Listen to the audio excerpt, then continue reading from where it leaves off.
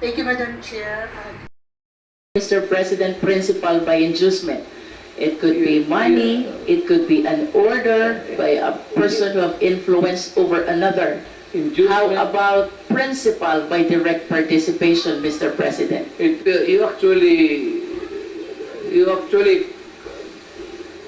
agree with one another to commit the crime and you participate.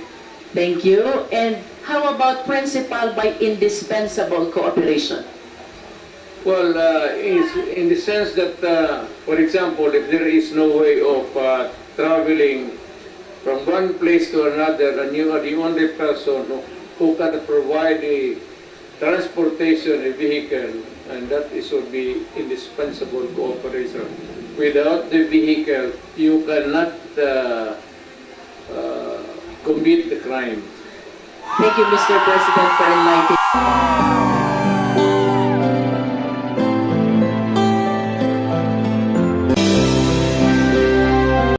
I wish to acknowledge your courage in taking full responsibility, full legal responsibility to all the victims of war on drugs, both legal and illegal, as you have mentioned, Mr. President. Hindi ko na kontrolado kasi ma'am And Mr. President, I wish to manifest that it is my humble opinion that one will not take legal responsibility unless there's no willingness as well to admit being behind all the killing incidents that transpired during the war on drugs.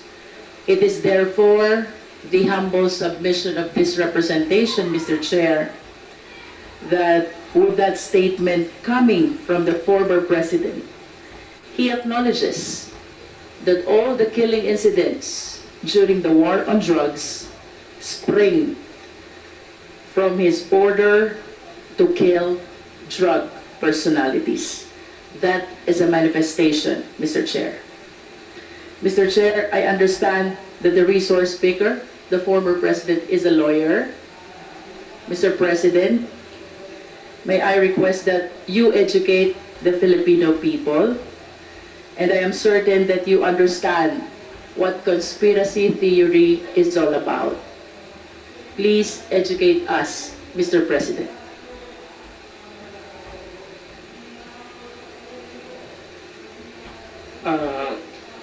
I may have some lapses already, but I will give you the definition of a conspiracy to commit a crime when two or more persons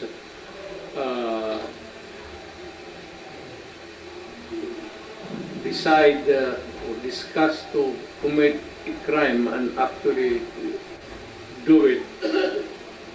More or less ganon ang takbo ng ano. Thank you, Mr. President. And you will agree with me, Mr. President, that under the conspiracy theory, mayroon pong tatlong klase ng principal. One is principal by inducement. Two is principal by indispensable cooperation. And three, principal by direct participation. Being a long-time prosecutor, Mr. President, can you please enlighten us on this? Well, one is yung induce. Could be an inducement could be money, usually, or inducement by a woman to a man to kill her husband so that they can live forever happily ever after. Or a group of persons, sindikato, lahat, what is illegal, gambling, smuggling, these are the they are the conspirators of crime. So you have explained, Mr. President, principal by inducement. It could be money, it could be an order by a person who have influence over another. How Inducement, about principal by direct participation, Mr. President? you actually agree with one another to commit the crime and you participate. Thank you. And how about principal by indispensable cooperation? Well, in the sense that, for example, if there is no way of traveling from one place to another, and you are the only person who can provide the transportation, a vehicle, and that is would be indispensable cooperation. Without the vehicle, you cannot commit the crime. Thank you, Mr. President, for enlightening us. Going back to your statement that you are taking full legal responsibility to all the victims of war on drugs, both legal and illegal. It is my humble submission, Mr. Chair, that the former president can be considered liable for all these crimes under the theory of conspiracy by being a principal by inducement. I wish to manifest, Mr. Chair, that without the order, without the reward, these police operatives should not have resulted to killing a huge number of victims of war on drugs. Beg to disagree with your premise, ma'am. I understand, Mr. President, but that is a manifestation. Yes, but you Thank know, you, if Mr. police is President. supposed to do his duty. He goes to school for 2 years. He receives instructions to how to go about his duty. And we have to give the presumption of regularity. That's a principle of law. Thank you, Na Mr. President. Pag every time na may ginawa kaya in your favor is a principle of regularity, Presumption in the of performance regularity of duty. of performance of official duty, Mr. President. Thank you for your enlightenment. Mr. President, I wish to ask, with all due respect, considering your statement of taking full legal responsibility, both to legal and illegal activities, can I equate this statement of yours to an extrajudicial confession of guilt? Well, in a sense, yes. Wala na akong magawa eh. Are you saying yes, Mr. President? Yes, because I ordered the campaign against the drug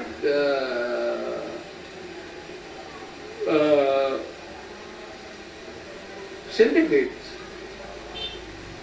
At kung anong ginawa nila, whether illegal or not, it was ako ang nag-utos. In that sense, I take that responsibility of their actions.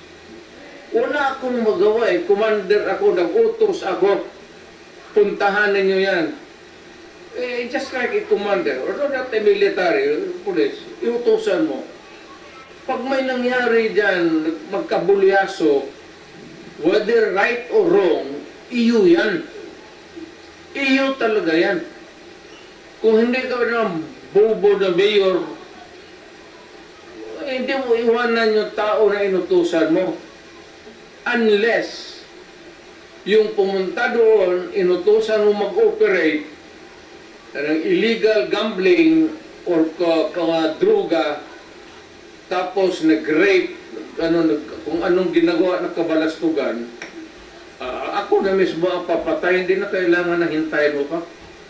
Mr. President, earlier, you conformed to my statement that I can equate your statement of taking full legal responsibility as an extrajudicial confession of guilt. You said yes to that. Yeah.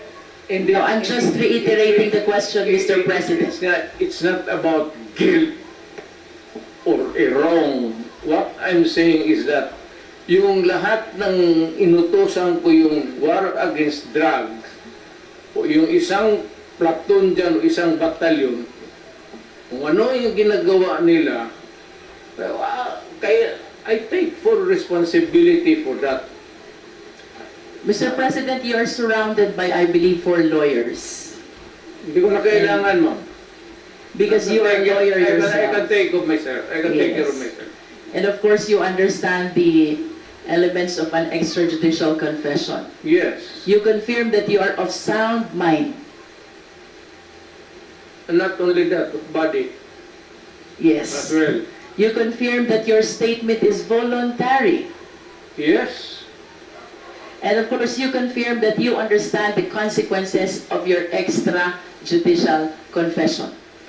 Hindi naman alam kung hindi naman ito korte. So, I understand, Mr. President. That's why we call it extrajudicial confession. It is not a confession. It is a statement coming from the mouth of a mayor or a president at that time. It is not a confession. You are characterizing the mali, ma'am. The only one, Do not characterize that as a wrong. Mr. President, Policy yan. the only one that is missing among these elements is that it should be in writing. Eh, what? And my question will be, will you be willing to translate into writing the statement that you earlier said? Hindi na nga ako marunong, yung pirma ko noon, hindi na nga pirma ko ngayon. But of course, you have a lawyers to help and assist you prepare this written document. Hindi ko na kailangan yan. Babait ko pa writing dito na ngayon. It's documented by the records here. Magtanong na kayo na magtanong. Anong gusto mong tanongin? Kriminal? Mr. President, I wish to proceed to my next question. Do you know Laod firing range? Do you know? Alam niyo po ba yung Laod firing range? So, hindi. Do you know? Nalalaman niyo po ba kung ano Tao o yan. saan yung Laod firing range? Doon ako nagpa-practice mga baril para pumatay ng tao. Thank you. Nagpa-practice po kayong bumaril Oo. para pumatay na tao. Oo. And alam niyo din po ba yung Laod Quarry? Hindi ko na negosyo yan, ma'am. Yung firing range, ha? But at least you are aware that Laod firing range is situated in the Laod Quarry, within the premises and compound of Laod Quarry. Siguro. Tama po Within ba the yun? premises of a quarry, there is a firing range. Do you should confirm be- that, Mr. President? That should be the question. Do you know Ben Laod? Yes, I think so. Who is Ben Laod? Si policeman. He's a policeman. He owns the land He owns the land. where the firing range is located. And do you remember, Mr. President, that the CHR, during the time of the former chairman, Laila de Lima, investigated and inspected this Laod Quarry, where they were able to discover human bones. Are you aware of that?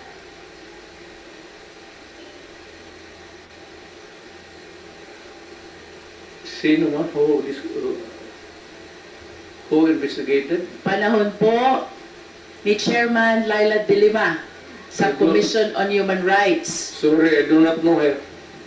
Nag-imbestiga po ang CHR May tungkol siguro- sa extrajudicial killing kung saan nakadiskubre po ang taga-CHR ng mga buto ng katawan ng tao. Kayo po ba ay aware dito? I am aware of only one bone. Dala-dala ni... Sino yung sinabi mo? CHR former chairwoman, Laila de Lima. It's there. Hindi... Isa lang po. And you are aware also that The former DOJ Secretary, Vitaliano Aguirre, represented Ben Laud in the investigation of the extrajudicial killing. What, do I know about the investigation? Or If you are about aware, Aguirre? Mr. President. Yes, Aguirre is my... Are you associated? Of course, you are associated to Vitaliano Aguirre as a matter of is fact. my... Contemporary. sa eskwelahan, no? And during your time, you appointed him even as the DOJ Secretary. Tama po ba? Yes, because bright. During that time, Mr. President, you were the mayor. Tama po? Mayor of Davao City. No, I cannot appoint a secretary. Hindi ako, mayor lang po, so it has to be Now, let me rephrase my question, Mr. somebody President. else's job, not mine. During the time when these extrajudicial killings happened, you were the mayor? Tama po ba yun? Well, not only during my time as mayor, Was there any point in time, Mr. President, na pinaimbestigahan niyo po itong mga buto ng tao na nakita sa Laud Quarry? dala nga ni, sino yun? Hindi yung nag-investigate doon. The CHR, Mr. President. Oh, si CHR. Kayo po ba'y nagpa-imbestiga? Even during your time as mayor or during your time as president, pinaimbestigahan niyo po ba itong mga buto na nakita sa Laud Quarry? Bakit ako mag-imbestiga ng mga buto dyan na maraming buto ng tao na... So you did not initiate any investigation? Of course. Mr. President, I will proceed to the next question.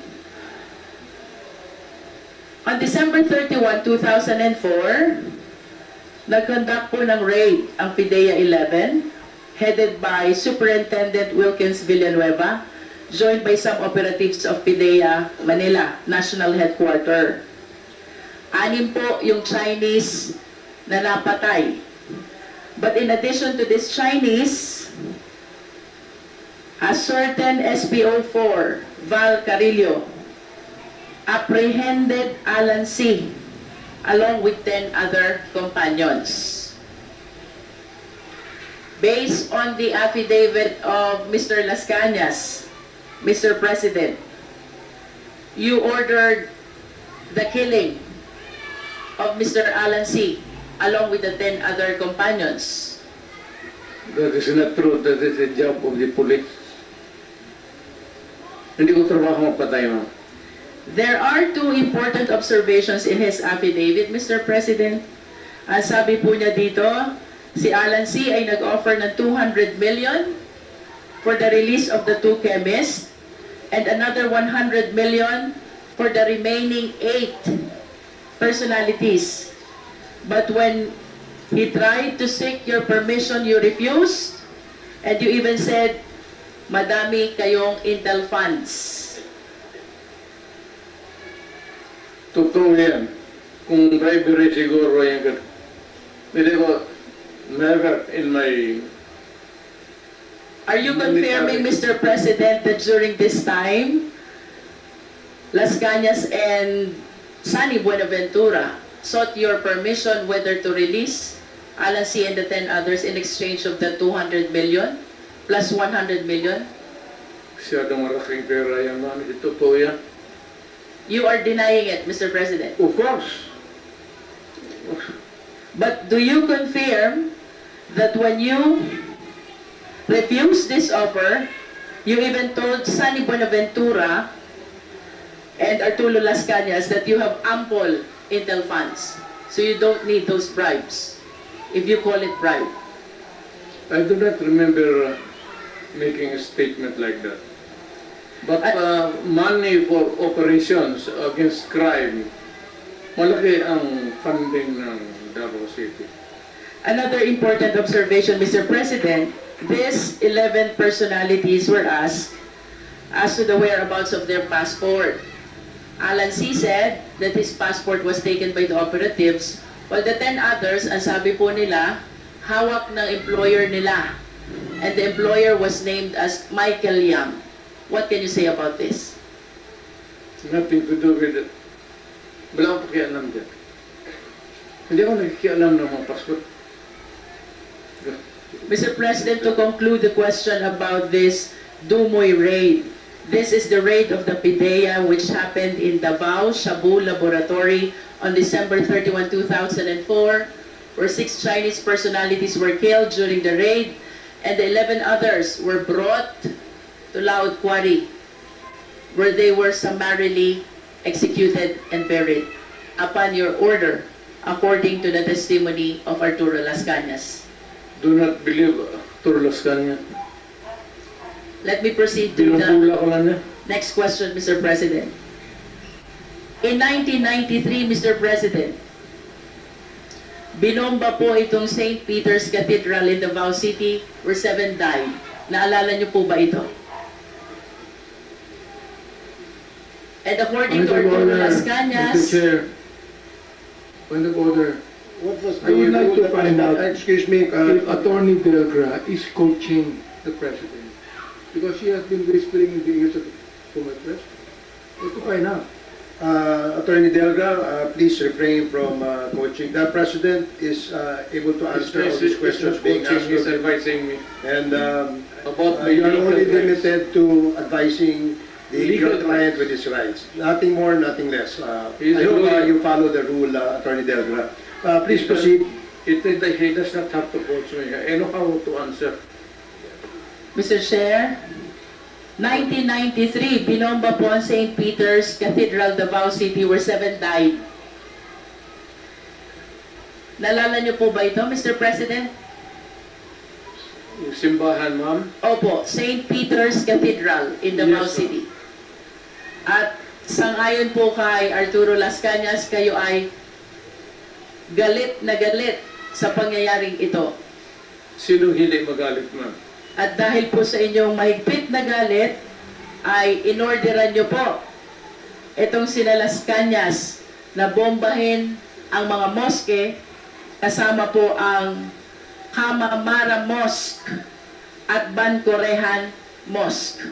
What can you say about this? Crazy, ma'am. Do you know that my mother is a Muslim? That's an idiot statement. In other words, you are denying. Of course. Mr. President, let me proceed to June Pala. Sino po si June Pala? Well, he was a broadcaster. He is a broadcaster who used to criticize you during his programs. Tama po ba? Everybody. Pati ako, tama yan. Trabaho niya yan. And according to the testimony of Arturo Las Cañas, you ordered the killing of June Pala. Iniwala kay Las Cañas. Lahat na ng participation ng crime niya, kanya. There's a pattern, you know. Look at the pattern of the crimes. Kanya lahat ng ano. Do you believe that as a policeman? Would I? Would I? Kanina po, Mr. President, I started my interpellation with acknowledging your courage in taking full legal responsibility to all the victims of war on drugs, and you said both legal and illegal. The reasons why I asked about Laod Quarry, where human bones were found. The reason why I asked about the Dumoy raid, where 11 Chinese personalities were summarily brought and killed to Laod Quarry. The reason about why I asked about the mosque bombing and the killing of June Pala is I wanted to substantiate the courage that I saw on you when you initially expressed taking full legal responsibility to all the victims of war on drugs, both legal and illegal, according to you. You are substantiate? Yes, Mr. President. Where's the proof? Mr. President, I'm anchoring my questions about the separate incidents from your initial statement that you are taking full legal responsibility Yes. to all the victims of war on drugs. You said both legal and illegal. Yes. Mr. President, you are a long-time prosecutor, correct? And of course, it is very fundamental upon us, all lawyers, the requirements of due process. We are zeroing in on a particular individual now. Due process is the law which hears before it condemns. Due process is the law which requires notice and hearing. If you say so. Mr. President, I hope that we will be reminded that by due process, the end does not justify the means. Kanina po, tinanong din po kayo ni Honorable Brosas about the number of the victims of war on drugs. Tinanong po kayo about statistics, and you lamented na hindi nyo po alam or dala yung records. Now, I want to share to the public the statistics of the victims of war on drugs. We are... Mr. President, this is from PIDEA. I think this is a consolidated effort of Karapatan, Global Witness, National Union of Journalists of the Philippines, the Supreme Court, Rappler, and the Philippine Drug and Enforcement Agency. We have 6,252 individuals in police anti-drug operations as of May 2022. 27,000 to 30,000 individuals, including those killed vigilant style. 427 activists, human rights defenders, grassroots organizers as of December 2021. Land and environment defenders as of December 2020, 166. Journalists, media workers, as of April 2022, 23 victims. Judges, lawyers, prosecutors, as of December 2021, 66 victims. And mayors, vice mayors, as of December 2021, 28 victims, Mr. President. Mr. President, my question is, when you implement war on drugs, did you strictly comply with the requirement of due process? Yes.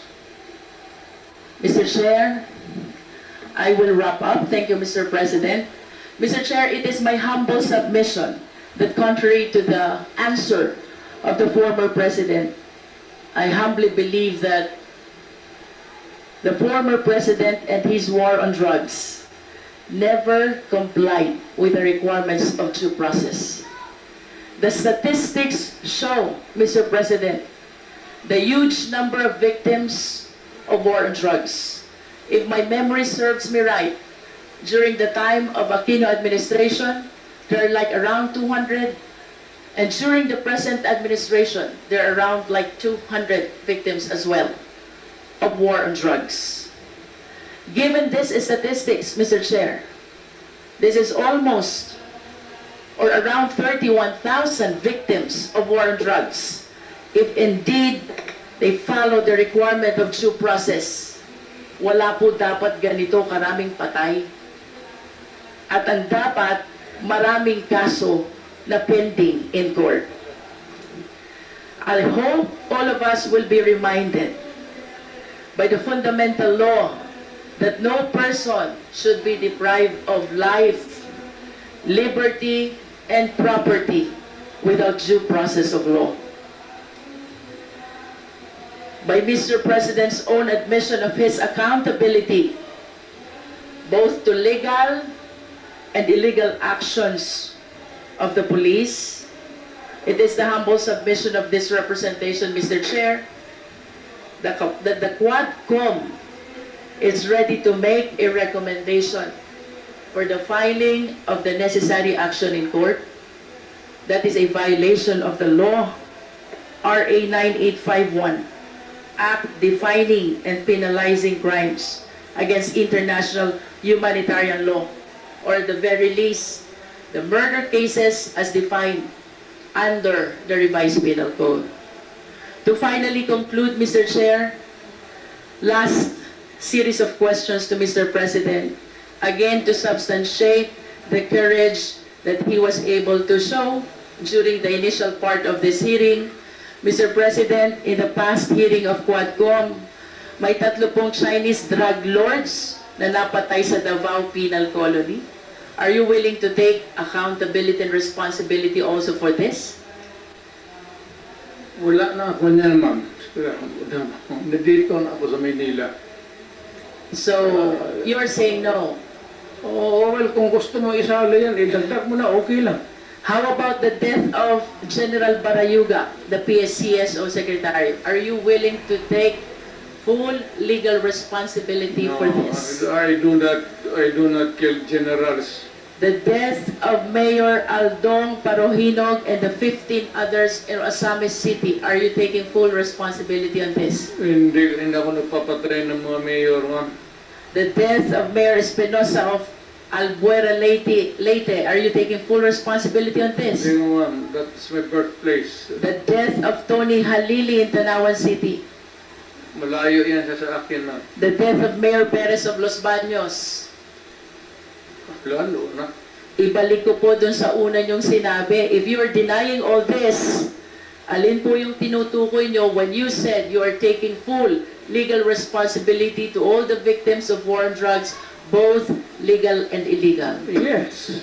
Kasi, for example, kasi that was my campaign against drug.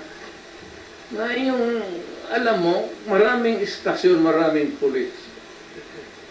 Kung nagkaletse-letse doon, hindi ka maghugas ng kamay. Dapat sabihin mo, akin dyan, kasi of course nagkamali sila. Now, if there is an appropriate action na gusto ninyong